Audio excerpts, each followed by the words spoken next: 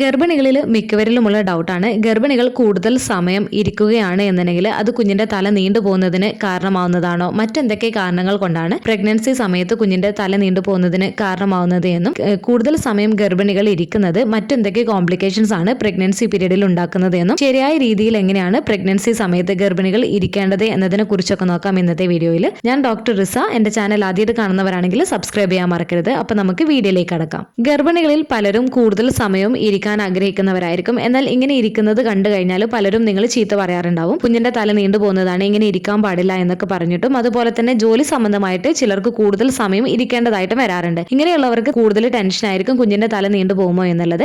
ഇരുത്തത്തിന്റെ പൊസിഷനുമായിട്ട് കുഞ്ഞിന്റെ തല നീണ്ടു പോകുന്നതിന് കാരണമാവുന്നതാണോ, മറ്റെന്തൊക്കെ കാരണങ്ങൾ കൊണ്ടാണ് കുഞ്ഞിന്റെ തല പ്രഗ്നൻസി സമയത്ത് നീണ്ടു പോകുന്നതിന് കാരണമാവുന്നത് എന്നതിനെ കുറിച്ച് നോക്കാം. നമുക്ക് ആദ്യം തന്നെ ഏറ്റവും പ്രധാനപ്പെട്ട കാരണം ജെനറ്റിക്സ് ആണ്. കുഞ്ഞിന്റെ അച്ഛന്റെയോ അമ്മയുടെയോ അല്ലെങ്കിൽ മറ്റു കുടുംബാംഗങ്ങൾക്കോ സ്വാഭാവികമായിട്ട് നീളമുള്ള തലയാണ് എന്നുണ്ടെങ്കിൽ കുഞ്ഞിന് ആ സ്വഭാവം പാരമ്പര്യമായി ലഭിക്കാനുള്ള സാധ്യതയുണ്ട്. സെക്കൻഡ്, ബർത്തിങ് പ്രോസസ് ആണ്. കുഞ്ഞിന്റെ തലയുടെ ആകൃതി ജനന പ്രക്രിയയെ സ്വാധീനിക്കുന്നതാണ്. പ്രത്യേകിച്ച് നോർമൽ ഡെലിവറി സമയത്ത് ഒരു കുഞ്ഞിന്റെ തലയൊട്ടിയിലെ മൃദുവായിട്ടുള്ള അസ്ഥികൾ ജനന കനാലിലൂടെ കടന്നു പോകുമ്പോൾ അവ രൂപപ്പെടുകയും ഓവർലാപ്പ് ചെയ്യുകയും ചെയ്യപ്പെടുന്നുണ്ട്. ഇതും കുഞ്ഞിന്റെ തല നീണ്ടു പോകുന്നതിന് കാരണമാവുന്നതാണ്. അതുപോലെ നോർമൽ ഡെലിവറി സമയത്ത് വാക്യൂം ഡെലിവറി ആണ് എന്നുണ്ടെങ്കിലും അതുപോലെ തന്നെ ഒരുപാട് സമയം എടുത്തിട്ടാണ് ഡെലിവറി നടന്നിട്ടുണ്ട് എന്നുണ്ടെങ്കിലും കുഞ്ഞിന്റെ തല താൽക്കാലികമായിട്ട് ലോങ് ആയിട്ട് തോന്നുന്നതിന് കാരണമാവുകയും ഇത് ദിവസങ്ങൾക്കുള്ളിലോ അല്ലെങ്കിൽ ആഴ്ചകൾക്കുള്ളിലോ നോർമൽ ഷേപ്പിലേക്ക് വരികയും ചെയ്യുന്നതാണ്. അടുത്തത് കുഞ്ഞിന്റെ സ്ഥാനമാണ്. ഗർഭപാത്രത്തിലെ കുഞ്ഞിന്റെ സ്ഥാനം തലയുടെ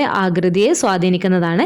കുഞ്ഞിന്റെ തല ഒരു പ്രത്യേക സ്ഥാനത്ത് അമ്മയുടെ പെൽവിക് എല്ലിന് നേരെ തുടർച്ചയായിട്ട് അമർത്തിയാൽ അത് താൽക്കാലികമായിട്ട് കുഞ്ഞിന്റെ തലയുടെ ഷേപ്പിനെ ബാധിക്കുന്നതാണ്. അതായത് ചില കേസുകളിൽ തല ആ ഒരു ഭാഗം പരന്നു പോകുന്നതിനോ അല്ലെങ്കിൽ മോഡലിംഗ് സംഭവിക്കുന്നതിന് കാരണമാകാം. ഇത് സാധാരണയായിട്ട് ജനിച്ചതിന് ശേഷം സ്വാഭാവികമായിട്ടും പരിഹരിക്കപ്പെടുകയും ചെയ്യുന്നതാണ്. ഈ പറഞ്ഞ കാരണങ്ങൾ കൊണ്ടൊക്കെയാണ് ചില കുഞ്ഞുങ്ങളുടെ തല നീണ്ടു പോകുന്നതിന് കാരണമാവുന്നത്. ഇനി ഗർഭിണികൾ ഒരുപാട് സമയം ഇരിക്കുന്നത് കാരണം കുഞ്ഞിന്റെ തല നീണ്ടു പോകുന്നതിന് കാരണമാകുമോ എന്നതിനെ കുറിച്ച് നോക്കാം. ഗർഭിണികൾ ഒരുപാട് സമയം ഇരിക്കുന്നത് അല്ലെങ്കിൽ ജോലി സംബന്ധമായിട്ടുള്ള കാര്യങ്ങൾക്ക് വേണ്ടിയിട്ട് ഒരുപാട് സമയം ഇരിക്കുകയാണ് എന്നുണ്ടെങ്കിൽ അത് നിങ്ങളുടെ കുഞ്ഞിന്റെ തലയുടെ ഷേപ്പിനെ ബാധിക്കുന്നതല്ല, അല്ലെങ്കിൽ കുഞ്ഞിന്റെ തലയുടെ ഷേപ്പ് നീണ്ടു പോകുന്നതിന് കാരണമാകുമെന്നുള്ള ശാസ്ത്രീയ തെളിവുകളൊന്നുമില്ല. അതിനാൽ തന്നെ നിങ്ങൾ ഇരിക്കുന്ന പൊസിഷനുമായിട്ട് കുഞ്ഞിന്റെ തലയുടെ ഷേപ്പുമായിട്ട് യാതൊരു തരത്തിലുള്ള ബന്ധവുമില്ല. എന്നാൽ ഗർഭിണികൾ തുടർച്ചയായിട്ട് ഒരുപാട് സമയം ഇരിക്കുന്നത് മറ്റു പല കോംപ്ലിക്കേഷൻസ് ഉണ്ടാക്കുന്നതിന് കാരണമാവുന്നതാണ്. അവ എന്തൊക്കെയാണ് എന്നുള്ളത് നിങ്ങൾ അറിഞ്ഞിരിക്കേണ്ടതാണ്. അവയിൽ ഒന്നാണ് കൂടുതൽ നേരം ഇരിക്കുന്നവരിൽ രക്തം കട്ട പിടിക്കാനുള്ള സാധ്യത കൂടുതലാണ്. പ്രത്യേകിച്ച്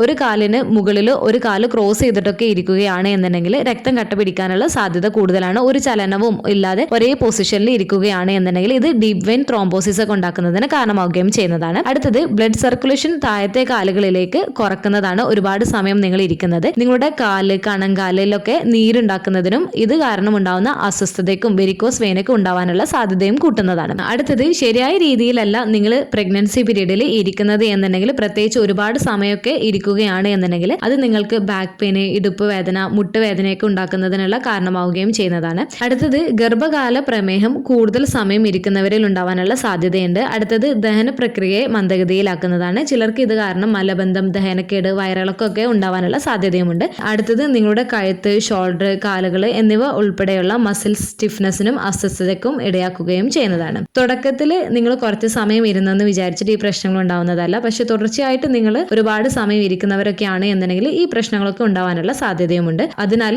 ഗർഭിണികൾ ഒരുപാട് സമയം ഇരിക്കുന്നത് അവോയ്ഡ് ചെയ്യേണ്ടതാണ്. അതിന് വേണ്ടിയിട്ട് അരമണിക്കൂർ, 3/4 മണിക്കൂറൊക്കെ കൂടുന്ന സമയത്ത് നിങ്ങൾ ഇരിക്കുന്ന പൊസിഷനിൽ നിന്നും നിങ്ങൾ ചേഞ്ച് ആവാൻ വേണ്ടിയിട്ട് ശ്രദ്ധിക്കേണ്ടതാണ്. കുറച്ച് സമയം എണീറ്റ് നടക്കുകയോ അല്ലെങ്കിൽ സ്ട്രെച്ചിങ് തരത്തിലുള്ള എക്സസൈസും കാര്യങ്ങളൊക്കെ നിങ്ങൾ ചെയ്യുന്നതിന് വേണ്ടിയിട്ട് നിങ്ങൾ ശ്രദ്ധിക്കേണ്ടതാണ്. ഇങ്ങനെ ചെയ്യുകയാണ് എന്നുണ്ടെങ്കിൽ ഒരുപാട് സമയം ഇരിക്കുന്നത് കാരണം ഉണ്ടാവുന്ന ഇതുപോലെയുള്ള കോംപ്ലിക്കേഷൻസ് ഒക്കെ കുറക്കുന്നതിന് സഹായിക്കുകയും ചെയ്യുന്നതാണ്. ഇനി ഗർഭിണികൾ ഗർഭകാലത്ത് ഇരിക്കുന്ന പൊസിഷൻ കറക്റ്റ് ആയിട്ട് ഇരിക്കാൻ വേണ്ടിയിട്ട് നിങ്ങൾ ശ്രദ്ധിക്കേണ്ടതാണ്. ശരിയായ രീതിയിൽ ഇരിക്കുന്നത് പെയിൻ, ഇടുപ്പ് വേദന, കാല് വേദന, ഷോൾഡർ പെയിൻ ഇവയൊക്കെ കുറക്കുന്നതിന് സഹായിക്കുകയും ചെയ്യുന്നതാണ്. അതുകൊണ്ട് ഗർഭിണികൾ ഇരിക്കുമ്പോൾ സ്ട്രെയിറ്റ് ആയിട്ട് ഇരിക്കുന്നതിന് വേണ്ടിയിട്ട് ശ്രദ്ധിക്കേണ്ടതാണ്. ബാക്കിൽ സപ്പോർട്ടോട് കൂടെയുള്ള ചെയറിൽ ഇരിക്കുന്നതിന് വേണ്ടിയിട്ട് ശ്രദ്ധിക്കുക. ബാക്കിൽ സപ്പോർട്ടിന് വേണ്ടിയിട്ട് നിങ്ങൾക്ക് ഒരു പില്ലോ യൂസ് ചെയ്യാവുന്നതാണ്. ഇത് ഇടുപ്പിലേക്കുള്ള സമ്മർദ്ദവും ബാക്കിലെ കിഡ്നിയിലേക്കുള്ള സമ്മർദ്ദമൊക്കെ ഒന്ന് കുറക്കുന്നതിന് സഹായിക്കുന്നതാണ്.